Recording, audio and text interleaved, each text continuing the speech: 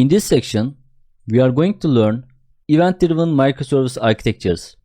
In the last section, we have covered microservices distributed transactions, and now we will focus on event-driven microservice architectures.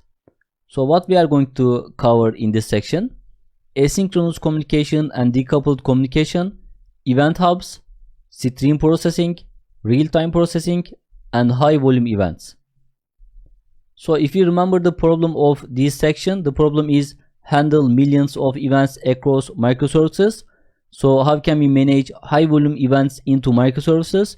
For example, in our e-commerce application, we can handle order fulfillment process with following the event-driven approach, implementing the choreography-based Saga pattern. And what if we have thousands of microservices and need to process millions of events? So these are our main considerations, that we need to require real-time processing with minimum latency, and we need to require complex event processing like pattern matching, and we also require to process high volume and high velocity of data in order to create IoT applications into our current architecture. So here you can see the problems. The problems are decoupled communication for thousands of microservices, lack of real-time processing, and the current architecture can't handle the high volume events.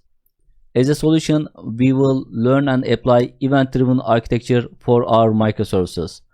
So now let me give an introduction about event-driven architecture.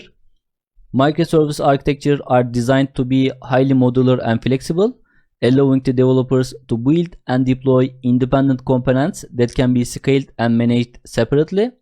This can make it easier to build and maintain complex systems.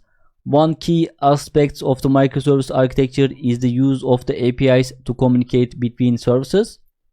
But in an event-driven architecture, microservices can communicate by publishing and subscribing to events rather than directly calling each other's APIs. Basically, event-driven microservice architecture is mean to communicating with microservices via event messages. And we solve that in publish subscriber pattern and Kafka message broker systems at microservices asynchronous communication sections. We said that with the event-driven architecture, we can do asynchronous behavior and loosely coupled structures. In example, instead of sending requests when data needed, services consume them via events. This will provide to performance increases, but also there are huge innovations on the event-driven microservice architectures, like using the real-time messaging platforms, stream processing, event hubs, real-time processing, batch processing, data intelligence, and so on. So we will see all these new concepts in this section.